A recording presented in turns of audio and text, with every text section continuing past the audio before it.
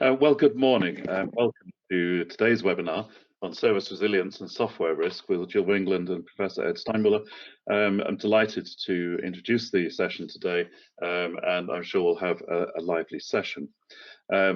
Just to say a thank you to our sponsors. We're very fortunate at the FS Club to have a range of sponsors who allow us to run these webinar series and range quite widely across the fields of economic science, technology, history, you name it. We'll try to bring it into our conversation. You'll probably know me. I'm Mike Wardle. I'm the CEO here at ZN. I'm here today to chair the session and really to do two things: to set the scene, but also then to field your questions at the end of the program. And the program today is very simple. After my introduction, we'll move on to a presentation from Jill and Ed, setting the scene on service resilience, and then we'll move into a Q&A session. If you haven't used the GoToWebinar system before, the way to ask a question is to find the question tab on the dashboard on the side of your screen. You can type your question in, and you can do that at any point during the session. And please do, if something strikes you, get the thought down on the question tab, and we'll pick those up during the Q&A part of the session today. The other bits of housekeeping, first of all, that the session is being recorded today, so there's an opportunity for you to go back and re-watch the session if you need to refresh your memory, or indeed to share a link to the session with your friends and colleagues who might be interested. The link will be up and live on the website within a couple of days at the latest, and we'll make sure that that's available for you. And we're finding a lot of people do now take the time to watch the webinars online. The second piece of housekeeping is if you do ask a question during the session, we will share your contact details with Ed and Jill, so that if there's a need for follow-up discussion or back and forwards, then that can take place. And in particular, I know that Jill and Ed are looking for people to engage with on the issue of service resilience, and it may be that you're just expressing some interest in further discussion. So that's the housekeeping out of the way. It gives me great pleasure to introduce this session, and we wanted to start with a couple of poll questions. The first one, very simple: in your perception, are outages of digital services regarded as a fact of life? So if we could launch the poll, and we'll give you a couple of, well, maybe a minute or so to answer the question. So are digital outages now regarded as a fact of life? If we can see the results. Well, there you go. 100%. Oh! 100%. Okay. We've got a second question for you to set the scene, and so this is very much linked. But should outages of digital services be regarded as avoidable? And so a slightly different question, and your chance to give us your views now. So should outages be regarded as avoidable? And we'll see the results.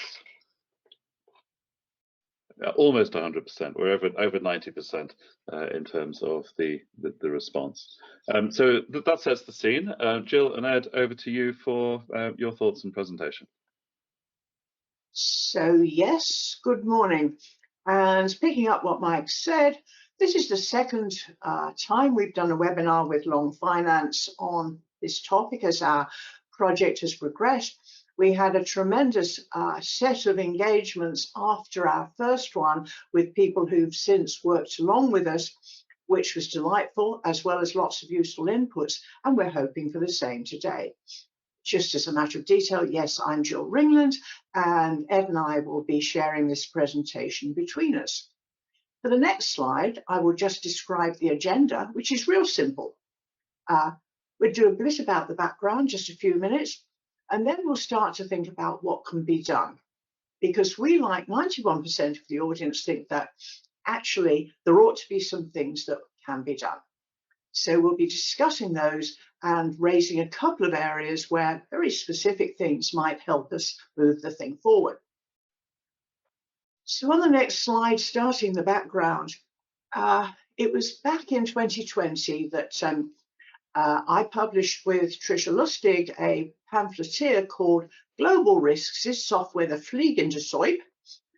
She's Dutch, and that's the fly in the soup, which we I think, usually say the fly in the ointment. But what we raised was the question that thinking about existential threats to our economy and society, should software be ranked along nuclear war, volcanoes, and the other things that people normally consider? We got a lot of hits on that blog. And so a bit later, Ed and I got together, and of course, Ed has a really interesting background. He's a professor both of IT and economics. So thinking about the economic impact and the social impact, he's uniquely qualified. So between us, we ran something called the Service Resilience Working Group that was 17 really unusual individuals working together on this. We've engaged with the National Preparedness Commission, produced a report with them. We are engaging with the Business Continuity Institute. We've talked to regulators and insurance people. We've talked to people in the government and the public sector, the private sector, NGOs, professional bodies, consultants. We've published 3 reports and taken feedback. We've done 3 blogs.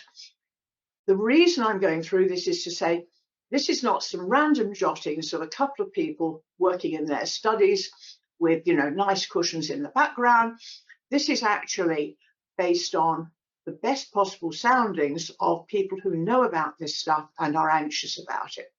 So the very specifics of this webinar are that we had a roundtable involving the BCS, the National Preparedness Commission, and the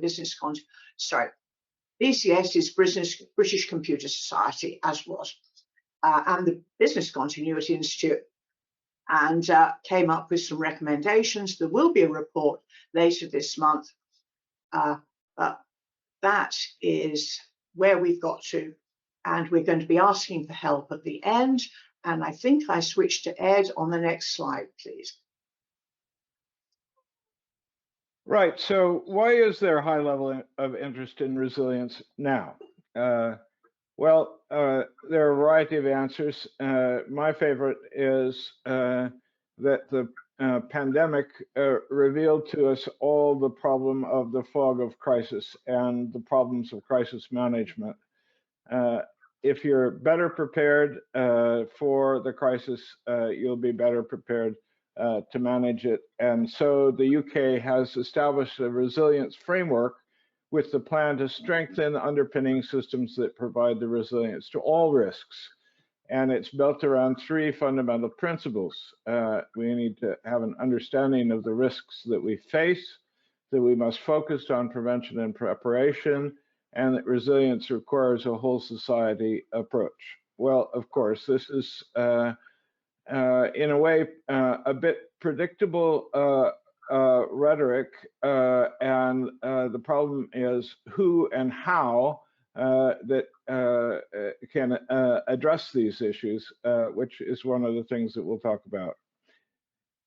More generally, consistent with the first poll question, we observed that there is a lack of understanding across UK and wider of the risks to resilience. If you're complacent about them, as it seems to be the case in many quarters, then you're not going to be taking action. And that lack of understanding has several features to it. One reason,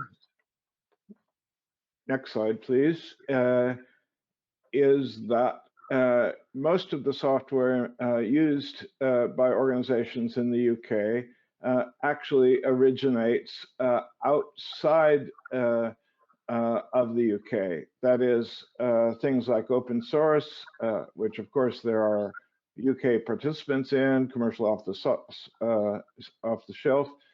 software, software as a service, Amazon Cloud, SAP. These are all service delivery platforms which originate outside of the UK. And on top of that, we have legacy systems that are embedded in our service delivery platforms and systems that are up to 40 years old. In that large bucket, there is a cup, and that cup is UK developed software. So part of the reason for complacency is it's beyond the scope of direct control. Next slide, please.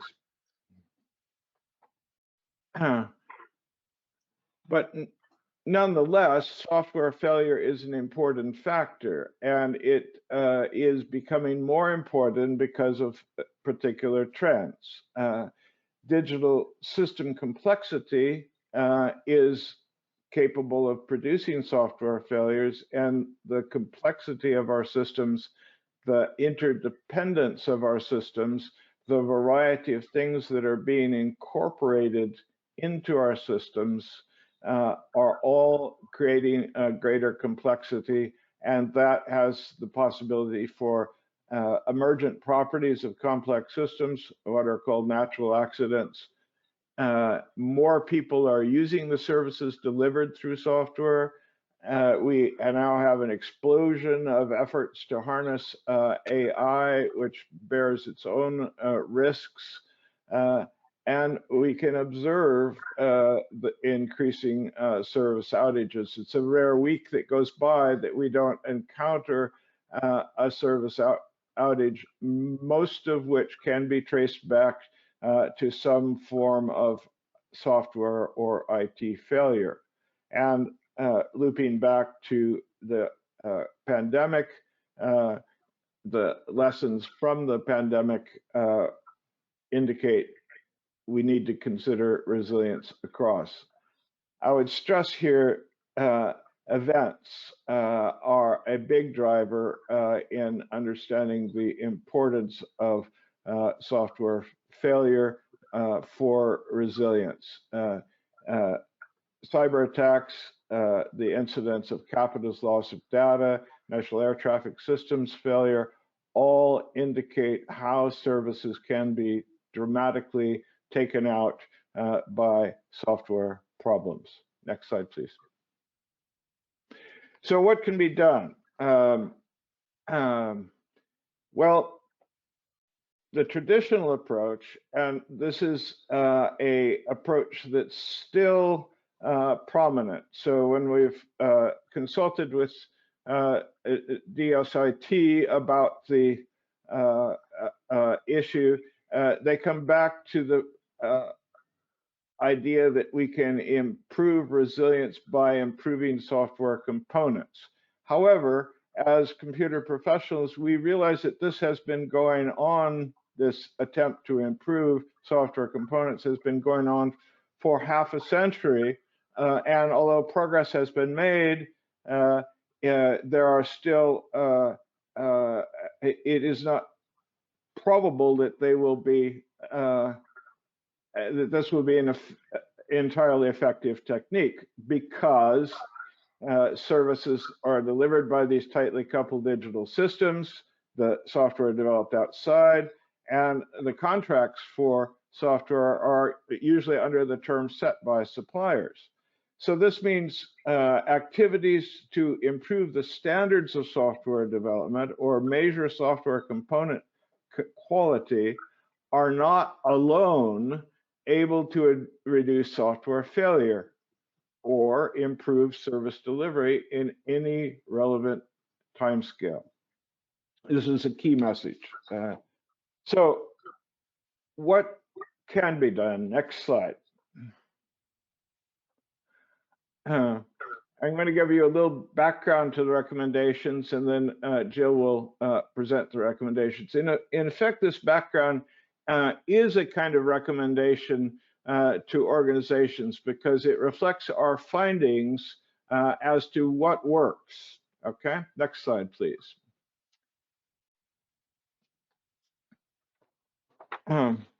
The Financial Services Regulation has developed what can be called a service delivery approach to resilience. It involves a number of elements, the three most important of which are an organization mapping the services that are critically important to the organization. There's another process, which is determining what is critical, and that involves both qualitative and quantitative elements. So the second aspect is the quantitative element, define critical in terms of losses, service availability, financial loss, reputational damage, and safety compromises, or in other words, threats to health and safety. And the third element of the service delivery process is mitigation, to try to proactively test systems and implement plans capable of addressing failure and its loss consequences within this framework of attempting to address the critical systems to the organization.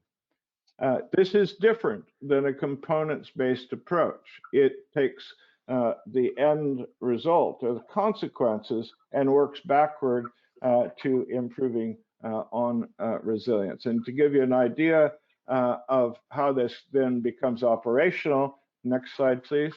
There is the NIS framework, which takes these elements called here parameters: availability, integrity, authenticity, or confidentiality, risk, and material damage, and establishes thresholds. The NIS framework has a specific set of thresholds for these parameters. Now, there are some nevertheless issues with this kind of framework for measuring. One of them is qualitative. Reputation doesn't figure in this framework. That's partly because it's a very situated, context dependent. We can see, for example, in the recent concern about the future of NatWest caused by the goings on with Nigel Farage's bank account, not a software failure, human failure, but this indicates the reputational risks that organizations have when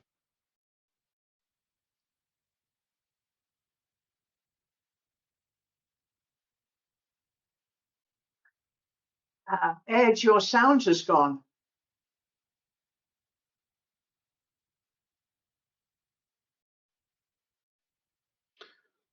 Ed, we can't hear you just at the moment.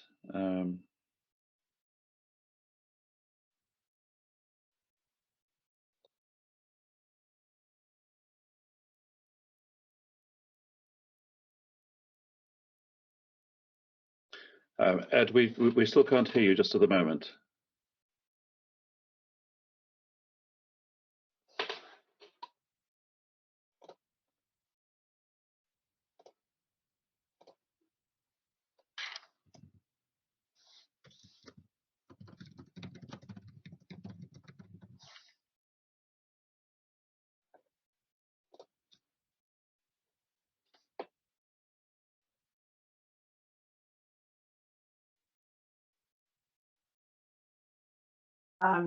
Ed, Ed, we can't hear you. We didn't hear the last bit.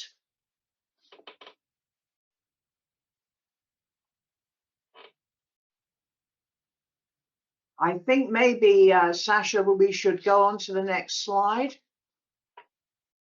Okay. So all our recommendations share a framing thought that without data, it's not possible to take effective action.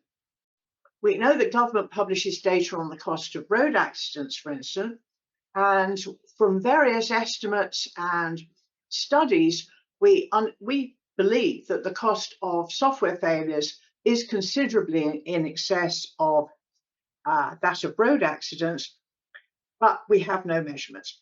And so, for instance, the insurance industry can't really get engaged until some data is available. So in a way, there's a sequence in which these recommendations might get taken up. The first is that government could take a lead in publishing data on service outages of government services using the NIS framework. They have an NIS framework. It's used for deciding how to fine RDSPs, registered data service providers, when they lose or compromise users' data. but it does have the ability to be extended outside registered data service providers, and it does have the capability of being used for service outages as well as data compromise. So there is a framework, as Ed said before we lost his sound. It's not perfect, but it's there and it's a start. So that's our first recommendation. The second is that the government should set up either a government or a non-profit organization tasked with collecting and collating data about software failures and related outages across all sectors. Now, this could be piloted maybe with a trade body, and we are very much focused around the potential risk to the economy and society of failures in the infrastructure sectors, which of course have an enormous leverage effect on the rest of us. And so possibly thinking about trade bodies covering some of the infrastructure sectors might be a useful pilot. Regulators, similarly, regulators in the infrastructure sectors do not include standards for digital service outages. Obviously, Ofcom is slightly different, and they're moving in the right direction, but we need to recognize that sectors that we think of as physical, like transport, are actually totally dependent on digital services these days. And so these standards for digital services are absolutely crucial for delivering physical services. And we made the appointments about insurance. There is a precedent in terms of government backstop for very large outages from terrorism insurance. But without data, it's very difficult for the reinsurance guys to start wheeling into action. So that's government, and it's all around what we can do almost at a national level, or even contributing to international discussion about this problem in terms of information and definitions around service outages related to software failure. The next slide relates to what specific organizations might do. And so I was very intrigued by the 100% poll answer right at the beginning, which was that 100% of people thought that software failures were regarded as a fact of life. Okay. This is very dangerous to the rest of us because organizations have boards, and if they are not aware of the risks to their businesses, it's a danger to the rest of us. And one of the interesting ahas out of the roundtable we held last week was examples of using tools, methods to engage with the imagination of governments, boards, and C-suite decision makers. And so we played a simulation game, which gave people a lot of, oh, interesting, because it engages at a different dimension. Just relying on numbers to talk to governments, boards, and C-suite won't work. Engaging with this simulation, going through an exercise of what if, and it can be with scenarios, it can be with computer simulation, it could be just conversation, but it has to engage the imagination. And also, we obviously think that the service delivery approach is a very proven and pragmatic way to go ahead. We know that there are ways to improve service resilience in critical national infrastructure, in financial services.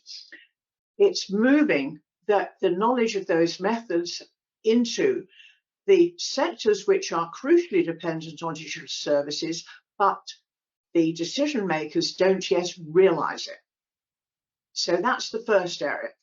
The second area is that the British Computer Society and the Business Continuity Institute have in their sight to develop and promote certification on service resilience.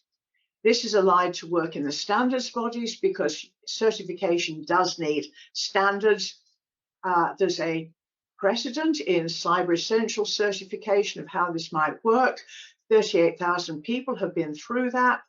And so we can see that there are a couple of professional organizations moving forward on that, that plank.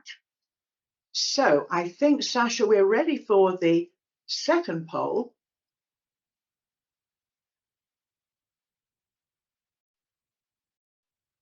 And again, if you could just give us your view, are outages of digital services simply a fact of life? I'll give you a few seconds to engage.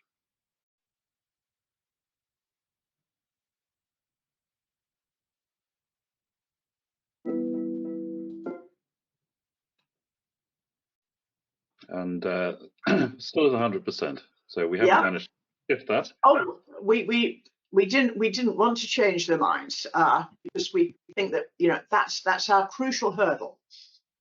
So the second question on the poll. And again, you can answer that question now.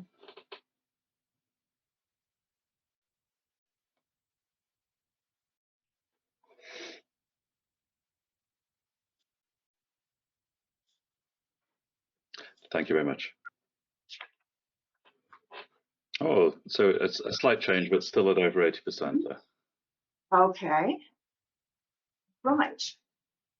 So on our final slide, I'd like to ask specifically in the discussion session for thoughts on organizations, trade bodies, professional associations who might want to pilot information sharing on service outages. Secondly, thoughts on organizations who might want to engage in pilots or publish case studies on board engagement, what works and what doesn't. I mean, I would have thought a business school is an absolutely good place for leading a project on this. Looking for ideas, so open for discussion, what else and who to do it. Over back to Mike to chair the discussion then, I think. Well, thank you very much indeed, Jill. And Ed, I know you realise we lost your audio at some point, and Clive Bullen has asked, you know, have there been lessons learned on better IT preparedness for this webinar? Whether Ed's outage was a practical example of the problem of online technical issues. And I think there's an issue here around the criticality of systems, I guess, which is the one, you know, the fact of a webinar perhaps not working and having to be rerun on a different time is maybe not critical to service delivery. But I just like your thoughts, both of you, Jill and Ed, on the matrix between service outage and the criticality of that service outage, and how you tell those stories, I think, because I think you're right, telling stories to the board which bring this to life is really important. Who would like to go first? Well, I mean, obviously, there are some industries where service outages may be inconvenient to some people, but actually don't matter. The games industry. I mean, it would matter to some teenage boys that they're cut off from, but actually, in terms of the economy and society. And within an organization, you know, some services are more critical at some times of year than the others. So one of the people in the roundtable works for HMRC. And there are about 2 weeks where it is absolutely critical that the self-assessment software works so that people can file their tax returns. So one of the, yes, of course, why hadn't we thought of that before, things that came out of the roundtable was the fact that organizations, some organizations have had a conversation about which are the critical services and which aren't. Others have not. And that's the first step. The first step is having that conversation. And since we saw that an awful lot of people believe, and I don't disagree, that it's sort of a fact of life, this crucial step seems to us getting people to start that conversation. And so it's that step. How do you prompt the conversation? Because people are smart. Once they see what's happening, they can go and deal with it, but it hasn't been on the agenda yet. And particularly, we think for infrastructure sectors, it's a big problem, a big looming problem that we as citizens face. Ed, do you want to add to that? Ed, you want to add? Yes, so you can hear me now, I presume. Yep. We came in our discussions often back to the idea, rather dismally, maybe what we need is a big catastrophe in order to motivate people to be concerned. So for years, for example, people talked about pandemic preparedness, and it was always a sort of back burner issue until we had a pandemic. And now, of course, we have enormous amounts of effort being devoted to it. If we go to one other related issue, which was the so-called Y2K problem, which is often publicized as the problem that didn't happen. Well, one of the reasons that it didn't happen was that enormous amounts of money and time were devoted to averting it happening. So that's one of the paradoxes of this process of trying to create systems that are silent running. They don't have big crises and events because they're anticipated, and efforts are made to smoothly and quickly go to fallback plans, as I have with my audio today. Thank you very much. Ian Harris is on the line. He asked just a question about that government needs to be involved in terms of government systems, but his preference is very much for sectors such as IT to be self-regulating through standards, which you've mentioned a bit, and self-insuring. And is that where you think this is going? That for most sectors, it's going to be sort of standardization and self-insuring through mutualization as a way to deal with the risk that digital outage faces. So I'm not sure, hello Ian, I'm not sure what your question is. Is it about organizations insuring themselves? If so, this is in a bit of a crosshair at the moment, because it's not clear whether a lot of business continuity insurance will cover software related downtime and the damage caused to the organization. Because at the moment, insurance is not available if, for instance, a cyber attack is, I think it's from a state organization, but it is covered if it's from a private citizen. Well, how do you, the lawyers get fat and happy for 5 years arguing about whether the 3 guys in Belarus are a state actor or not. And so there will be a movement in due course towards impact insurance. It doesn't matter what the cause is. And so one of the things that we're pushing in terms of the cyber consultations that are going on with government is that the cyber consultation should be extended to software accidents. And because it really doesn't matter to an organization whether it's 3 guys in Belarus or whether it's an incompetent operator that they haven't trained who puts the system down. It's the impact. And it's the impact actually, not just on the organization, but on the users. And so we keep coming back to the impact on the users, which is why the NIS framework is useful, because it talks about number of user hours lost. And we think that's crucial. As you think more and more about a service economy, user hours lost is criminal. It hits productivity immediately. So thinking about user hours lost is probably a stage beyond linking cyber and software insurance and impact in insurance, getting into an insurance against claims from people who have lost service may well be later. Thank you for that.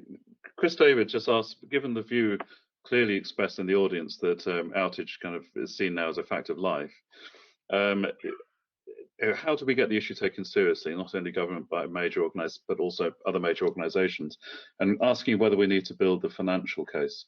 Is that the way that we get people interested and get people to respond? And maybe Ed, I'll start with you from the economic perspective, but Jill, I'm sure you'll have thoughts as well. Yes, well, clearly, enumerating the costs of individual incidents can be helpful in raising awareness, but the fundamental problem is that complacency is fed by "it hasn't happened to me," and everything's all right in my organization until it happens. So in the first instance, we can document the cost of individual incidences, but as Jill was suggesting in the recommendations, getting a broader database of occurrences and impact and consequences would provide a much firmer basis for undermining the idea it's not going to happen to me, because it becomes more like the prospect of a road accident. Yes, you can go, particularly when you're a young person, you can go around believing that road accidents will never happen to me. But as you get older and more experienced and see what happens on the road, you realize it's a real possibility.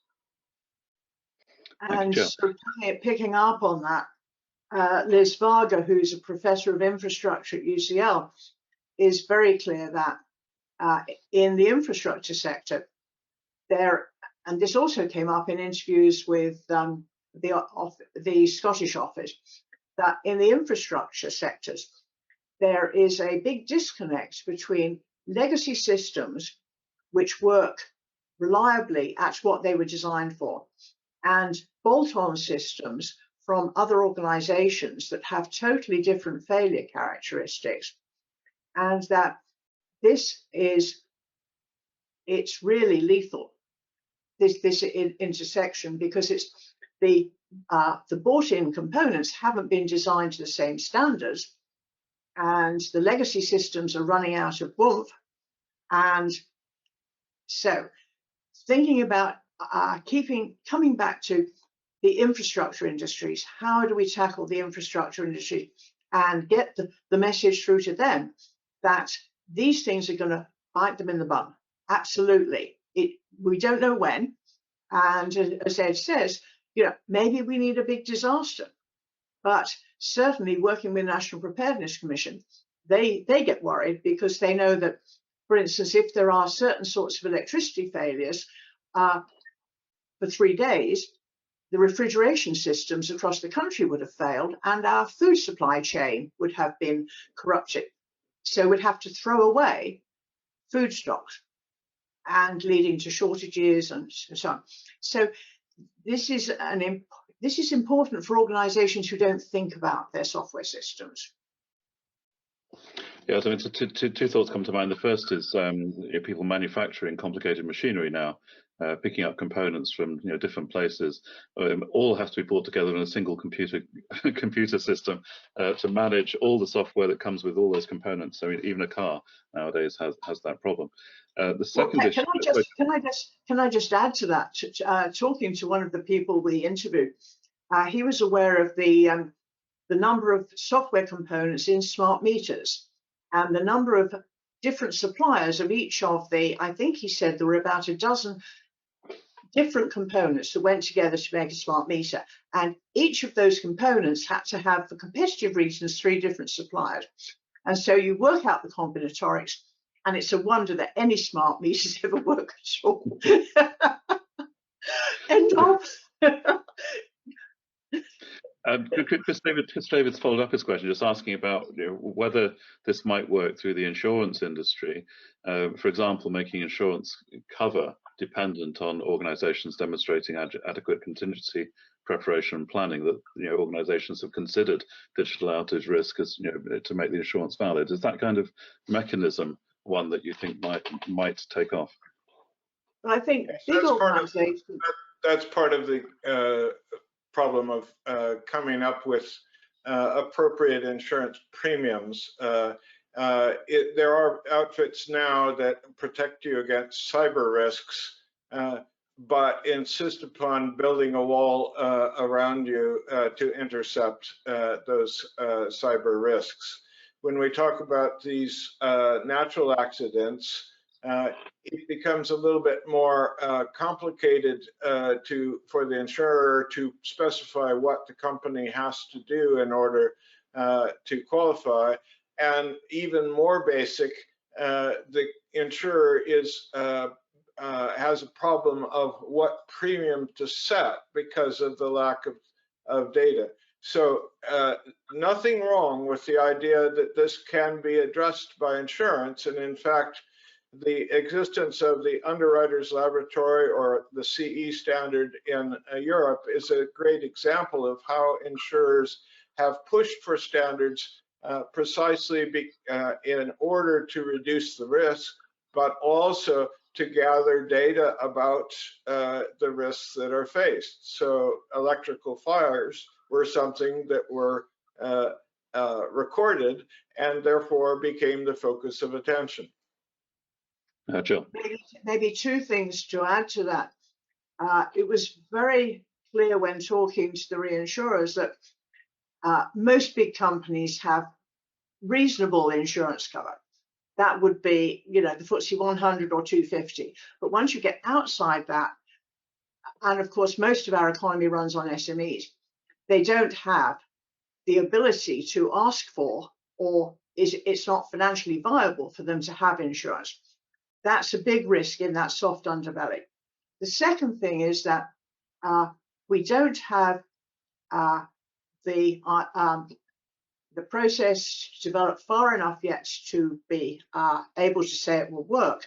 But the Resilience Essential Certificate provides something that might be a useful bridge for SMEs and larger companies in terms of a language for dealing with insurance claims or insurance subscriptions. So, as Ed says, it's a difficult picture. And I guess that we're coming towards the end of the session now, but I wonder whether you're aware of what international bodies are doing around this, because this is obviously a problem that faces all developed economies. And is there a sort of international discussion around this whole area of digital outage? The EC is having discussions because they were the people who formulated this NIS framework, and the financial services sector is having these discussions. So there's the DORA standards coming out of the EC. The US Feds are adopting a bill of materials approach. They're concerned about it, but I think that's probably not the right answer, as it were.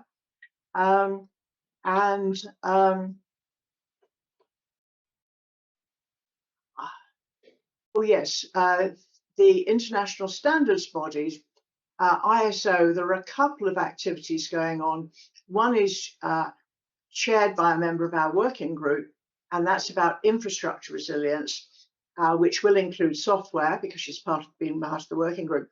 And there is another around software resilience, service resilience due to software, which a member of the working group is going to be serving on the ISO and BSI committees. Because one aha that came out for me from the roundtable was that international standards, they may be woolly, but they sort of work. They're the best we've got.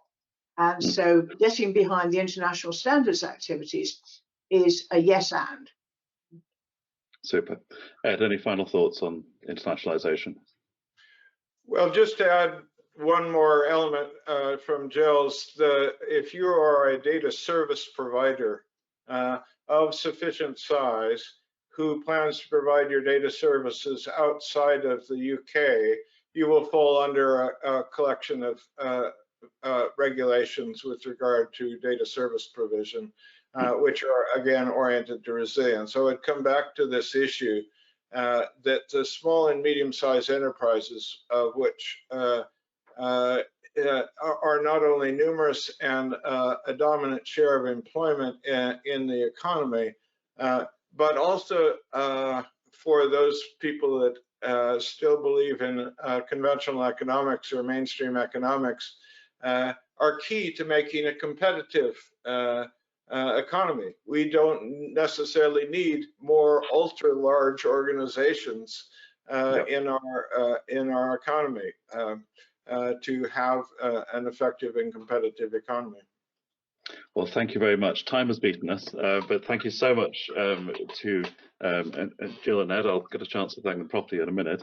A few thank yous also to you. First of all, to you, the audience, for turning up. Thank you so much for your engagement, and thanks again to our sponsors for helping us run this series of webinars. We have some other events coming up, of course. Can Financial Engineering Save the Planet tomorrow? Faster Payments Fraud and a Strategic Outlook for Financial Institutions next Tuesday, and UAE investment trends and the energy transition next Wednesday. So keep an eye on the website for forthcoming events. And finally, Jill and Ed, I'm sure we shall have you back maybe in another year's time to give us an update on how you're going. But we really do wish you well with the endeavour, and we hope that this will continue the debate and make things happen. So thank you very much indeed for your contribution. Thank you all, and we look forward to seeing you soon. Thank you. Thank you, Mike.